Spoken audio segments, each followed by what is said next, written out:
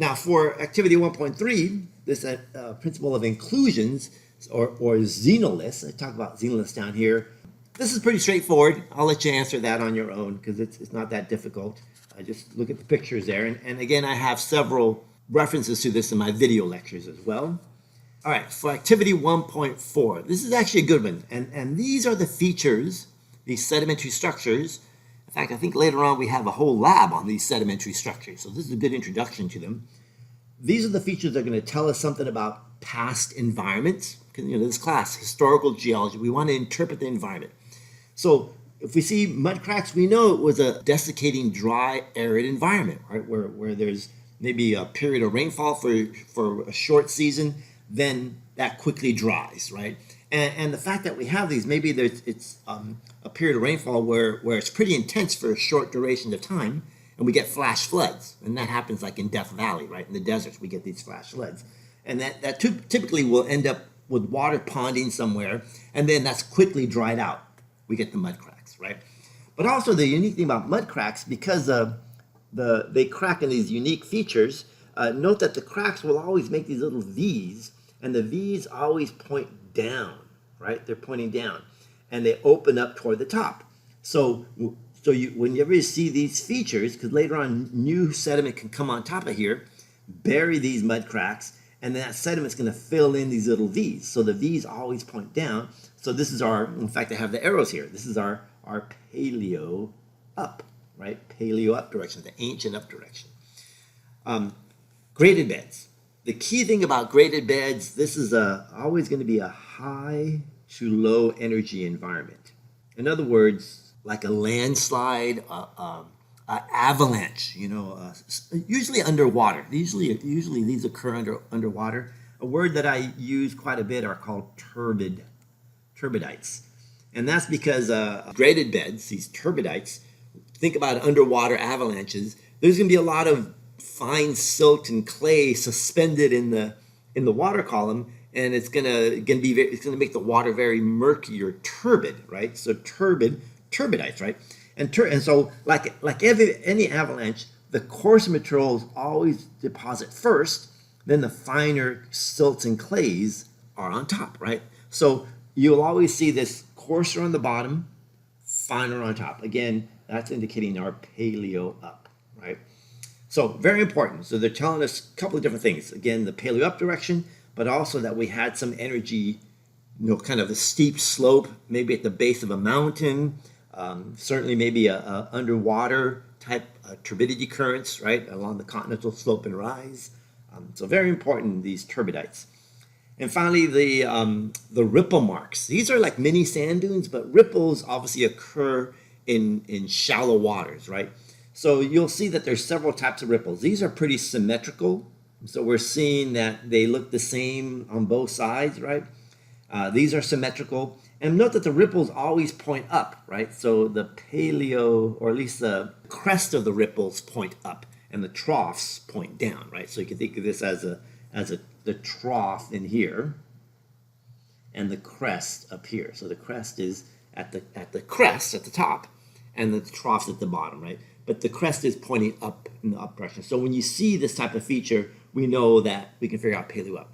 And also for symmetrical ripples, obviously this is some sort of oscillating condition, like a shoreline, like a beach. Water's coming back and forth, probably a shoreline.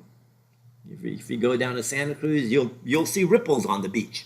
And so when we see these rocks, like in Utah, there was some ancient shoreline there, right? And some of these actually have footprints of dinosaurs on them. So we know dinosaurs were hanging out at the beach there in Utah. All right, so that's a little bit about those features.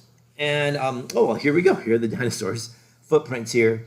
And so these impressions, trackways, raindrops, are also telling us about paleo up directions. They're telling us, that probably a near-shore environment, maybe some muddy near lake environment, something that was able to leave these raindrops, right? So, but they're telling us paleo up. So the one thing here is note that the dinosaur footprints are kind of poking up.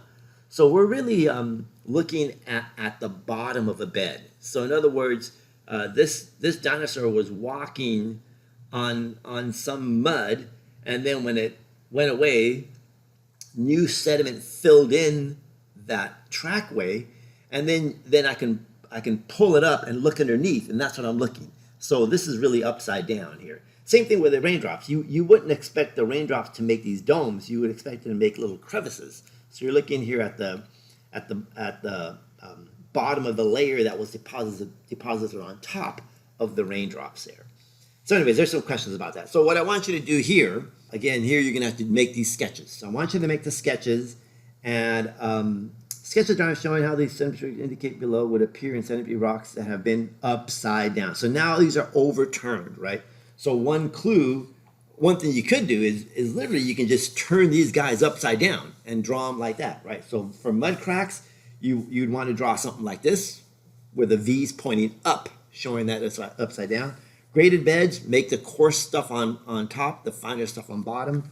And obviously for the ripples, you're going to make the crests pointing down, right? So that's just kind of get us thinking about what these sedimentary features do. So make sure you do this part there. All right, so the next figure, 5D, oh yeah, so this is asking about the trackway. So I guess I already told you what's going on there. So I'll let you figure out what's going on here, finish that up. So it's asking about the dinosaur trackways and the raindrops. And in figure 6, the next page, we're looking at some sedimentary structures and relative veining. The cliff face exposed horizontal rock might be incorrect, interpreted, oh yeah. So what we're looking at here is in the figure 6, if you were a geologist and you saw this, you would be really confused, right? So this indicates graded bedding, but it's upside down because the coarse is on top and the fine is in the bottom. So that's overturned right there.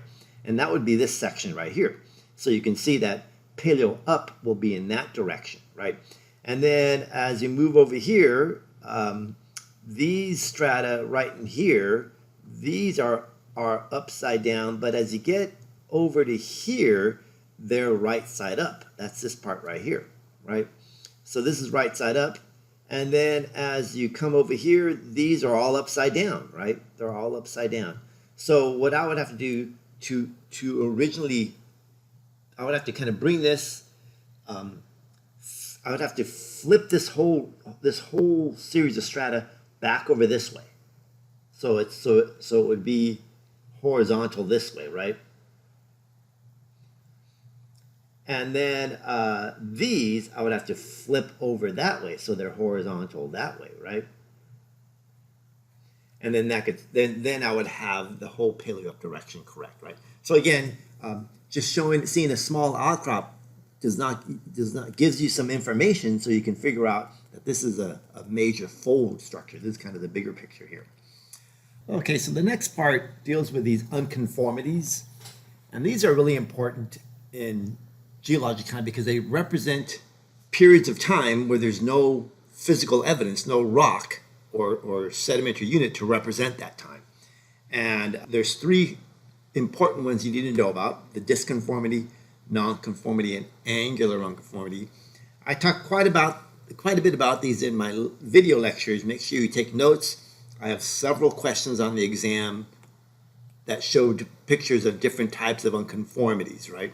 Make sure you understand these. So read through this. It's all stated here in the lab for this part of unconformities. Then the next section here deals with activity 1.5.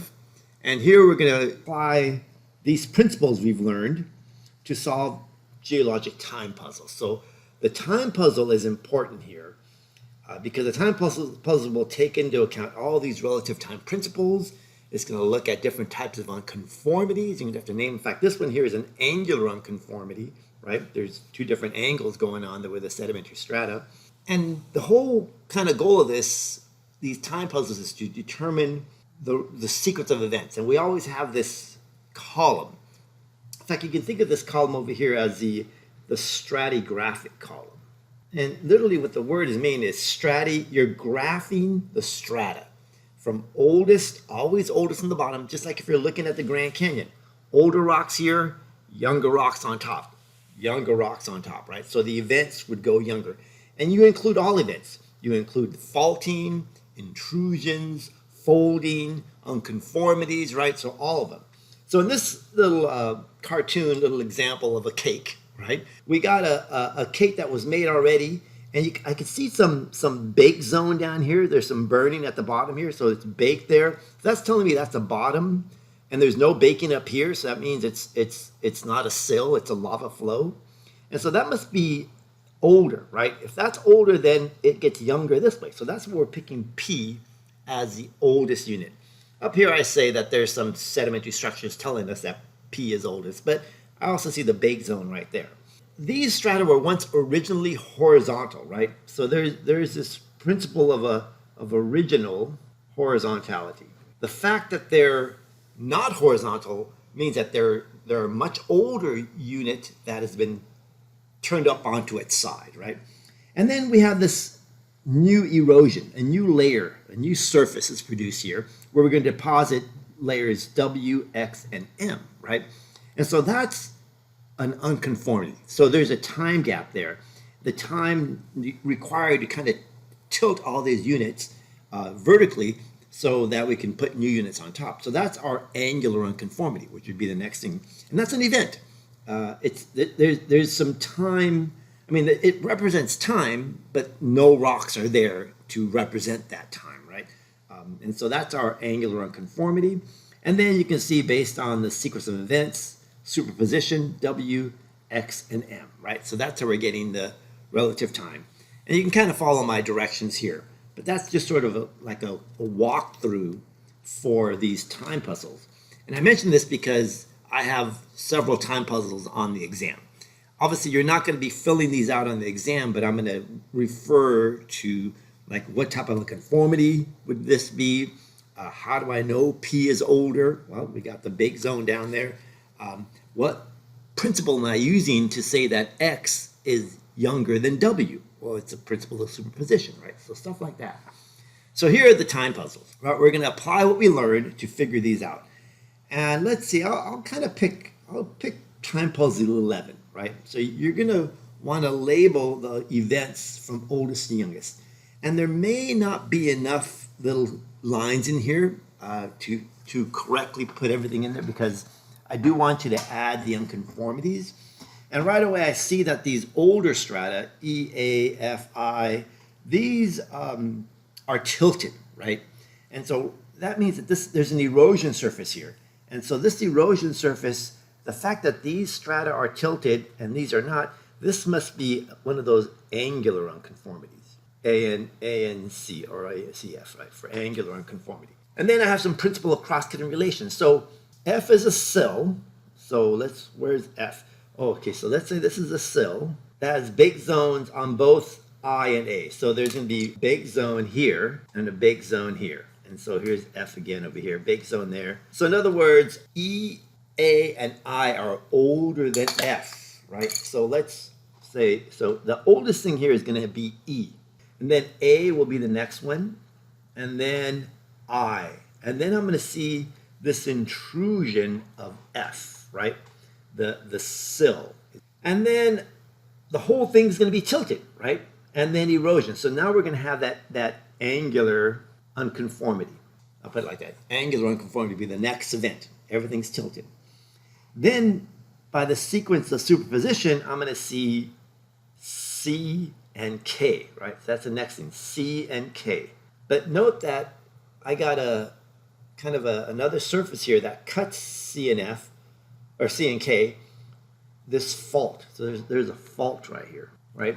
So the fault, and it looks like this side had moved down and this side had moved up, right? Because this sill was probably up and it's moved down. So that's going to be my next event here, the fault. We got to include that fault in there as well. And then based on, against superposition, I'm going to have G, D, and J. And then I have this erosion channel, right? This erosion surface right here. So I'm going to have to add another couple layers here. So above J, I'm going to see, and note that H is parallel to the other one. So I'm probably seeing a disconformity, which is going to be this layer right here. Cut that canyon, cut that channel in there. And then the youngest thing I see here is going to be H. So you can see, because I added the unconformities and the faults in here, I'm having to add extra lines, right? But that would be the whole stratigraphy.